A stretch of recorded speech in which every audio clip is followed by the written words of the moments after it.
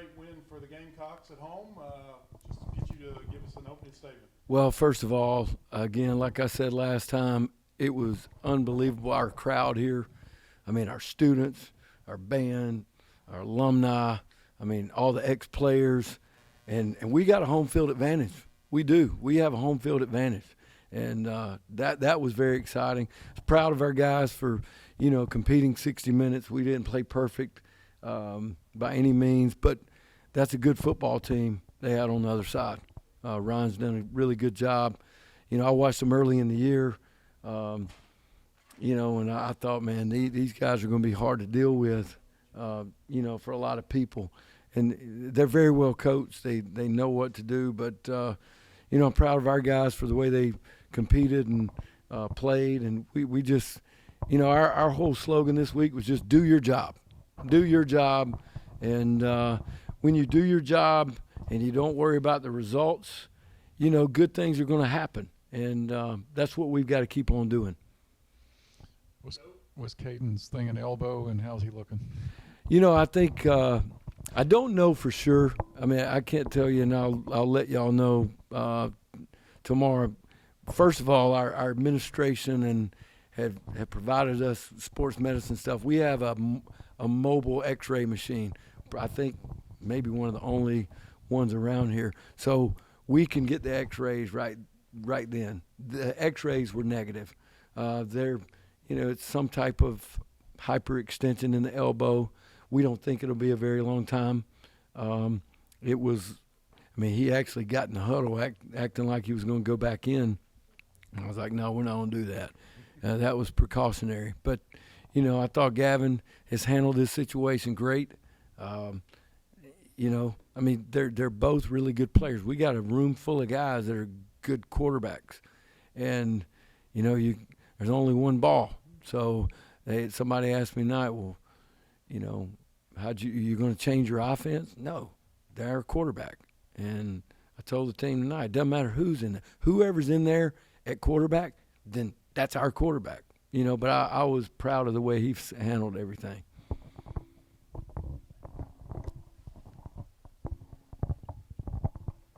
I think it was Juwan got in there for a running back snap, just kind of what has gone into that. And just, is there more of a plan to maybe get more carries? Well, Juwan's very athletic, and he is he's very tough. He actually ran the ball in high school. He's got very good hands. He's a very good athlete. And we just felt like we needed a boost in short yardage and goal line. And we felt like, we would put him in there. He can block. I don't know if it's not when he carried the ball. It was the first play when we ran the zone cut and he made the block. That was, I said, man, he's been hanging out with Cam, because I tell people all the time, Cam, it's not all the yardage that Cam gets, it's what he does when he doesn't have the ball. And when Juwan didn't have the ball, he's blocking guys. But yeah, we want to keep that. We want to keep that package going. Anytime we can use our guys and be multiple, we want to be able to do that. Coach, I thought the defensive line was exceptional tonight. Just talk about what you saw out of them. Yes, I did too. First of all, I think Brian Williams had a great game plan. He knew exactly what he wanted to do, but we knew our strength. We felt like our strength is our defensive line. And now we're young in a lot of those places, but we felt like that our number one thing going into this game was we got to be able to control the line of scrimmage on both sides of the ball.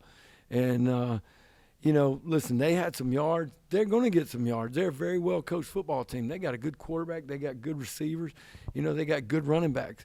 But when you can rush the football and you can keep people from rushing the football, you're going to have a chance to win more games than you're going to lose. And I thought Brian had a great plan, and the defensive line, I don't know, I think it was like 25, 29 yards rushing. When the defensive line does that, you give yourself a chance to win. It seemed like, especially earlier, you tried to establish a running game, and that seemed to pay off. Could you kind of talk about that philosophy there? You're talking about us? Yes. You guys. Well, you got to work to find ways to run the football. When, whether it's creating different formations, whether it's creating different personnel groupings. And you can't go in and 8 plays and say, I can't run the football. Football doesn't work that way. You got to keep finding, keep grinding. And I told Cam during the game, I was like, we talked about after control the line of scrimmage, be patient. Be patient. Take what they give you, be patient. Kept telling Cam and the other backs, be patient, you're going to spit one. And when we spit that zone play, then the run game opened up even more. But you just got to, Clint did a great job of we got in the 2-back deal one time and, ran the stretch over there and, went down the sideline. And I felt like then I was like, all right, Clint does a great job of finding whatever the defense is giving you. And he did that again tonight. And if you could talk about your punter, 42.6 average, 3 inside the 20, and the net was 41, which is really good. Anytime, and I tell people that anytime you net over 40 yards on a punt, I mean that's field position is everything. And I've mentioned you and Mark, you and I have talked about before. If a punter punts it 5 times, and he nets 40 yards a punt. If he punts 5 times, that's 200 yards. If Cam keeps getting these 200 yards, he's going to be up for the Heisman. It's the same amount of yards in a game. You're just not running it, you're punting it. But that's where the hidden yardage comes out in a game. So it was a little bit better because we haven't been at – that's one of those things that we just had to be more consistent doing. Coach Caleb Nix had a game-changing play on that scoop and score. Just can you talk about that moment? And also, I know you have a big connection with the Nix family. Just what's it like having him on the team? Well, first of all, you're right. His dad, Patrick, was a player when I coached at Auburn. He coached here with me at Jack State, and then we coached together at Georgia Tech. I've known all the Nix kids forever, but when we recruited Caleb, I told him and his dad, I said, this has nothing to do with our relationship. This has something to do with you being a really good football player. And you'll have to earn whatever and he has earned everything. He's very instinctive. He's a really good athlete. I mean, he was a multi-sport athlete in high school, played quarterback in high school. He's a really good quarterback. Everybody knows Bo being a really good quarterback. Caleb was a really good quarterback himself. But a lot of those really good quarterbacks, if they'll give it time, they transition into being really good safeties. And he's doing that. And he's very instinctive. He gets people on the ground. He communicates well. I always say there's 3 things of safety. It's non-negotiable. Got to be able to get your defense lined up. You got to play the ball in the deep part of the field, and you got to tackle in space. He does those 3 things, and he does them well. He's one of a few former quarterbacks on the roster. How do they see the game differently, do you think? Well, I think for a quarterback, when you grow up and you're a quarterback, you have to process information. You can't play the position unless you process information. So you're seeing the same things from the offensive side of the ball. And now when you turn around on defense, you see the same thing. If you look throughout history, a lot of your great linebackers in college and pro were high school running backs. Why? Because they see the same thing that a linebacker sees. It's just from the offensive side of the ball. And when they go over there on defense, it becomes natural. They find a crease in the defense. They know where the ball is going to be. So safeties are the same way. And sometimes it doesn't transition that way. I've had a few guys over the years. I think Eric Davis was a pretty good quarterback when he was in high school. I believe if you look back in the history of that. Matthew, and then Maxwell will let you have the last question. Hey, Coach. So, what was your message to Gavin and the offense after Caden, had to come to the sideline? You know what? I didn't say one word to Gavin before he went out there. That's the truth, because that's our job. We have a job to do. We have to do our job. He didn't need a rah-rah speech from me. Coach Trickett and the offensive staff, they coach him. They know what to do. He didn't need my motivation. I just told him later in the game, and I told him after the game how proud I was of him. And, our whole team is.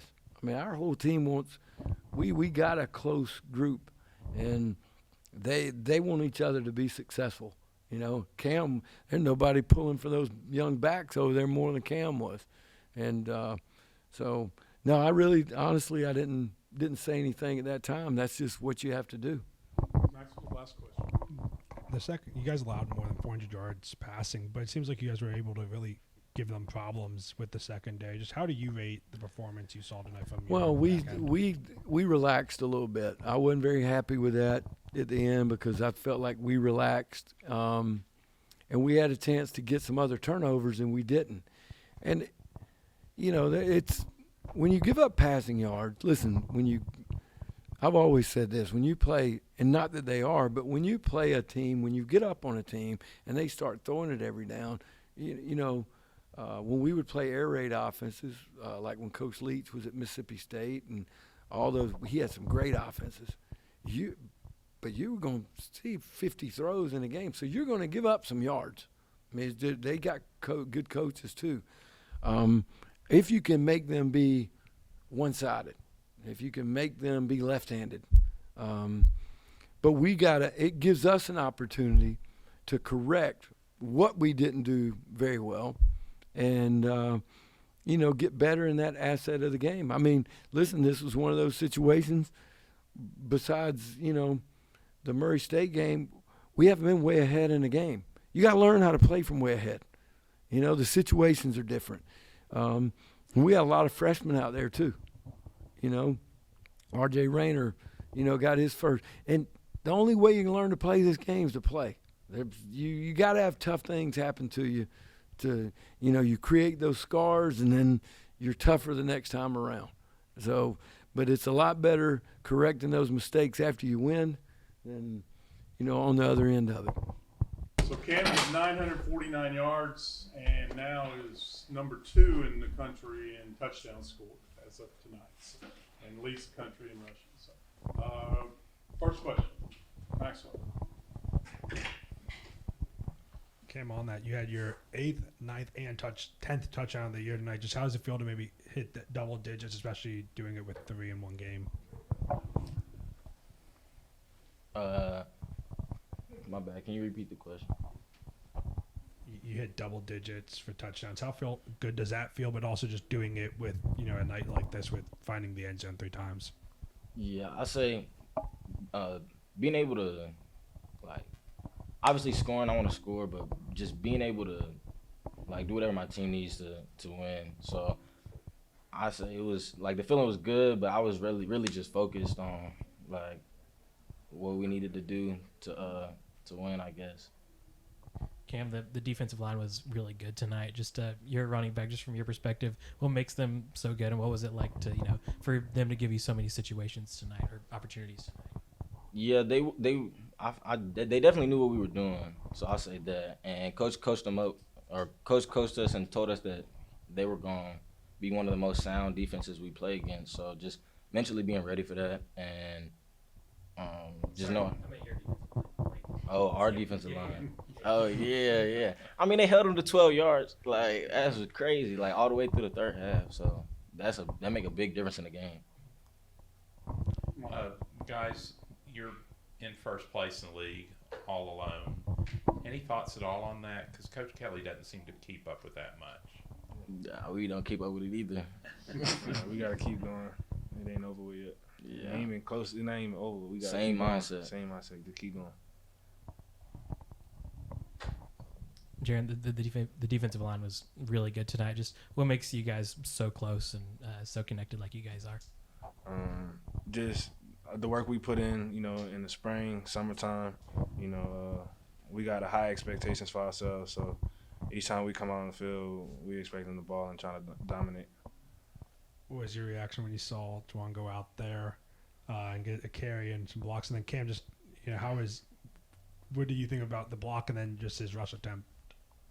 Well, I mean, the block, he went to put his head in there. So, I mean, I appreciate it. So I try to make the most of it. And then the rushing attempt, he got to get in there. Right? He got to get in there. Oh, yeah, Juan, he an athlete, so I thought he was going to get in there too. You know, they say he played running back in high school, so I thought he was going to get him one.